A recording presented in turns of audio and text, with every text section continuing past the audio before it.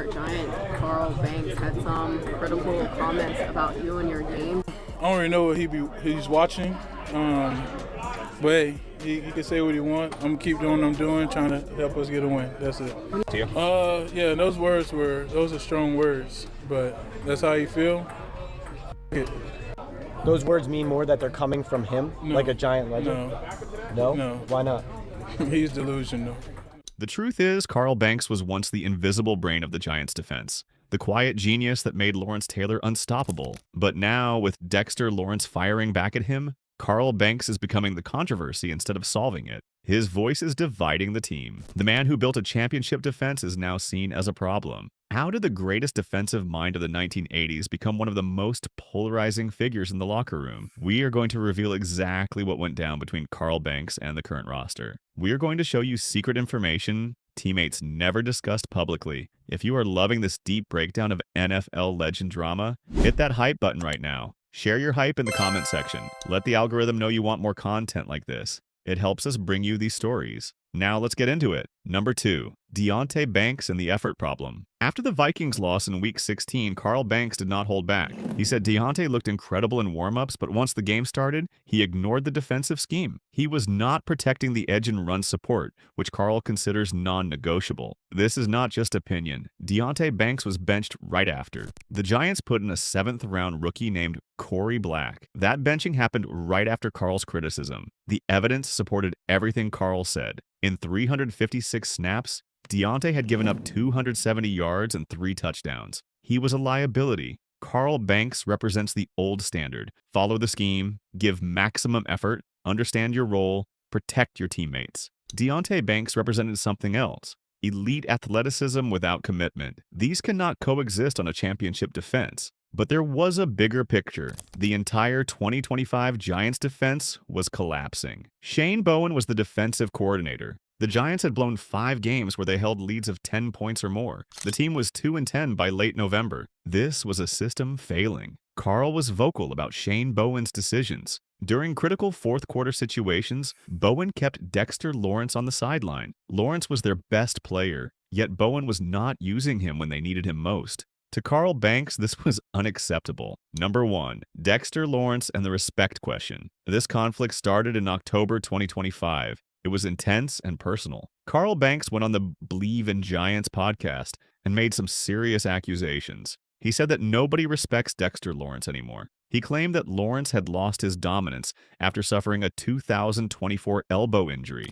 Carl said that backup-level players were neutralizing him. He said that Lawrence was no longer a difference maker on this defense. This was not a quiet criticism. This was public. This was on a major podcast. Everyone heard it. Dexter Lawrence heard it immediately, and Dexter's response was quick and dismissive. He called Carl Banks delusional. He said Carl was living in the past, stuck in old thinking, unable to understand the modern game. Lawrence pointed to one specific stat to prove his point. His double-team rate was 74.9%. That was the highest rate in the entire NFL. That means teams were terrified of him. They could not let him beat them one-on-one. They had to send 2 players to stop him. That is not the stat of someone who has lost respect. That is the stat of someone teams absolutely fear. In 8 games that season, Lawrence had 20 tackles, half a sack, and 4 quarterback hits. His PFF defensive grade was 76.5, which ranked 10th among all defensive linemen in the league. By the numbers, he was adequate. By the way modern football works, he was elite. The coaches defended Lawrence too. Andre Patterson was the defensive coach.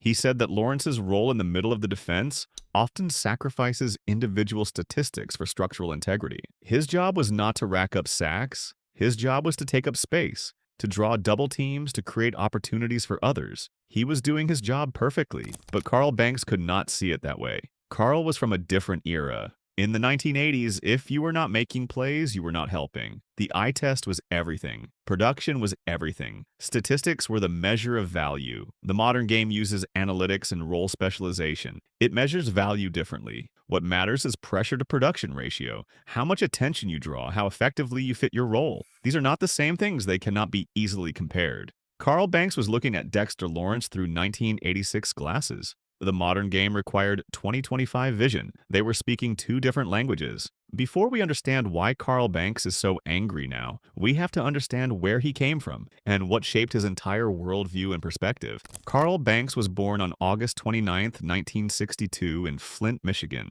Before he became a professional football player, he worked as a gravedigger at Grace Lawn Cemetery for 5 summers. He mowed lawns, raked leaves, did maintenance work. The pay was meager. It was hard labor. The people he worked with shaped him deeply. He worked alongside ex-convicts and people facing serious social marginalization. These were people with nothing and everything to prove. Carl learned invaluable lessons from them: the value of hard work, humility, resilience. He learned that doing your job, no matter how unglamorous or difficult, was what separated winners from everyone else. This gravedigger work gave Carl Banks a nickname, Killer. It was not about violence or aggression. It was about understanding finality. When you work in a cemetery every single day, when you walk among death, when you understand that graves are where people end up, you cannot help but understand the stakes. You understand that things matter. When you step onto a football field, something important is happening. Killer understood that deeply. What is interesting about Carl Banks is the contrast in his personality. He came from dirt and labor. His hands worked with the earth, but he had style, he had fashion sense. He dressed sharp. People remember him as refined and elegant. This duality, this combination of the laborer and the professional, shaped how he played and how he lived. Carl went to Beecher High School in Flint. Then he went to Michigan State University. He was at Michigan State from 1980 to 1983. Michigan State is where his character got tested. Coach George Parcells arrived at Michigan State in 1983. He received a scouting report about Carl Banks saying he was a delinquent and prima donna. The report was completely false, but Parcells believed it. So Parcells treated Carl terribly. He used Carl as an example. Carl considered leaving. Carl's father gave him advice that changed everything. Sit down with Parcells and explain yourself. Carl did. He had a heart-to-heart with Parcells and explained himself. Parcells listened and arranged for Carl to work with Jack Ham, a Hall of Fame linebacker from the Pittsburgh Steelers. Ham mentored Carl and smoothed out the rough edges of his technical game. The result was remarkable. Carl became a 3-time first-team All-Big Ten selection, the first non-punter in Michigan State history to do this. He was named All-American and team captain in 1983. In the 1984 NFL Draft, the New York Giants used the 3rd overall pick on Carl Banks. This confused some people. The Giants already had Lawrence Taylor. They already had Harry Carson and Brad Van Pelt. Why draft another linebacker? Bill Parcells, the head coach, and Bill Belichick, the defensive coordinator, understood something nobody else did. They understood that Lawrence Taylor was so explosive and so disruptive that he needed an anchor. They needed someone intelligent enough to understand the entire defensive scheme, someone who could free Taylor to roam and rush without breaking the unit apart. That someone was Carl Banks. The Giants ran a 3-4 defense. Lawrence Taylor played will linebacker. He lined up on the weak side, away from the tight end. His job was to rush the quarterback and create chaos. Carl Banks played Sam linebacker. He lined up on the strong side over the tight end. His job was to set the edge against the run and maintain structure. Taylor was the chaos. Banks was the stability. Taylor got the sacks and the big plays. Banks got the intelligence. Teammates, including Lawrence Taylor himself, revealed that Carl Banks was the brain of the entire defense. He knew every assignment for every player on the field. He understood how all the pieces fit together. He communicated it to everyone. He made sure everyone knew their role. Bill Belichick said something important about Carl Banks. He said Carl was the best at playing over a tight end. By taking up space over the tight end, Carl forced offensive coordinators to change their formations. They could not run their normal plays. They had to adjust. That adjustment meant they could not create the perfect double team on Lawrence Taylor. Carl made Taylor's job easier by making everyone else's job harder. The specific skill that made Carl Banks dangerous was setting the edge. Setting the edge is a technical term in football. When the offense runs the ball, they attack at a certain point on the line of scrimmage. Setting the edge means getting to that point first and forcing the ball carrier to go somewhere else. Carl did this with superior footwork. He did it with perfect hand placement. He did it with leverage. He would take on tight ends.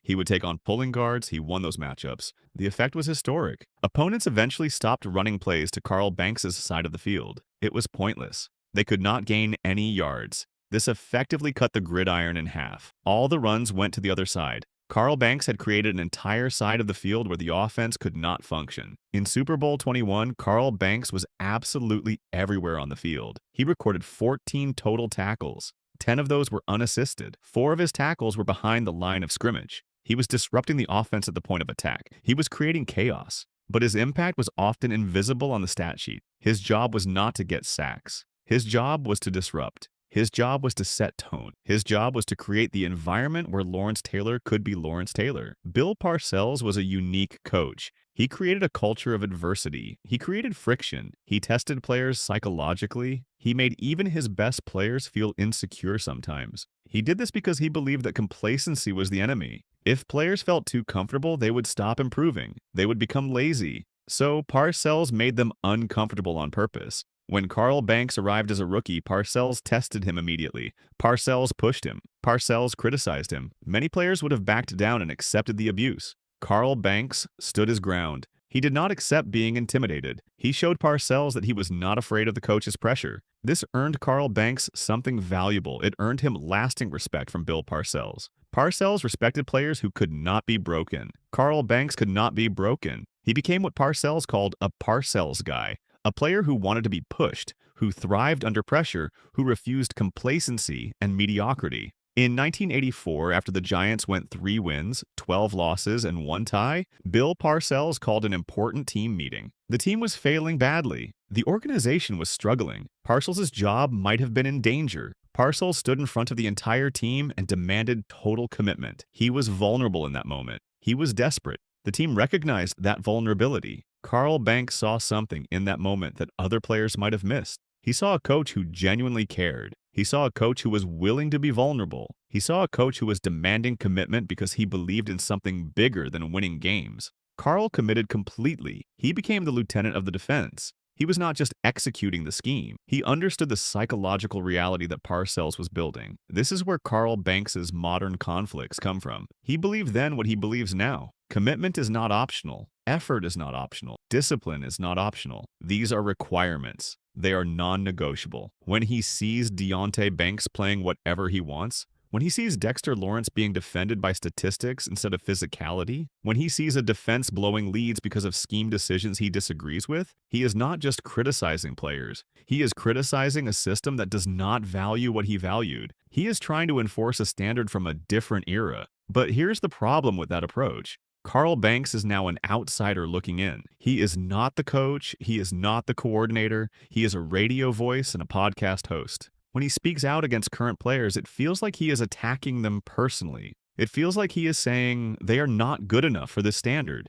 It creates division. It creates friction in the locker room. The Giants' defense in 2025 was a mess. That is not Carl Banks' fault. The team was struggling with scheme mismatches and poor coaching decisions. But Carl's public criticism did not help. His insistence on old-school standards did not fix new-school problems. Shane Bowen's defensive scheme was not working. That is not because Deonte Banks was not trying hard enough. That is because the scheme and the roster did not match properly. Dexter Lawrence's value is absolutely real. It is just different from what Carl Banks played. Carl played in an era where individual dominance determined success. Dexter Lawrence plays in an era where role specialization determines success. Both are valid, both are real. They are just different eras with different metrics. This is the core conflict. Carl Banks comes from an era where you judged players by how hard they hit and how many tackles they accumulated. The modern era judges players by how much attention they draw, how many double teams they create, how well they fit their role in the bigger picture. These are not the same metric. They measure different things.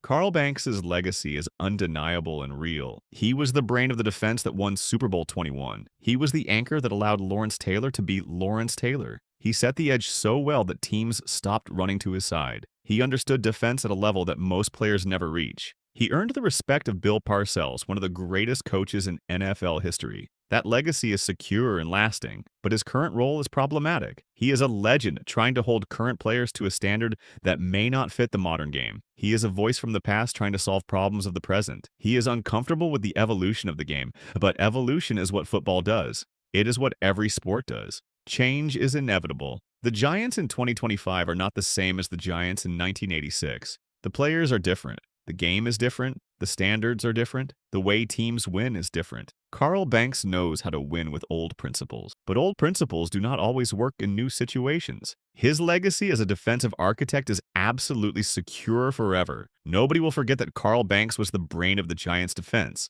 Nobody will forget that he helped build a championship team. His contributions are real and significant. His blueprint for defense still has value, but right now, in 2025, his voice is creating more noise than signal. His criticism is landing harder than his message. His approach is alienating the very people he is trying to teach. And that is something even a legend from the past has to understand and accept.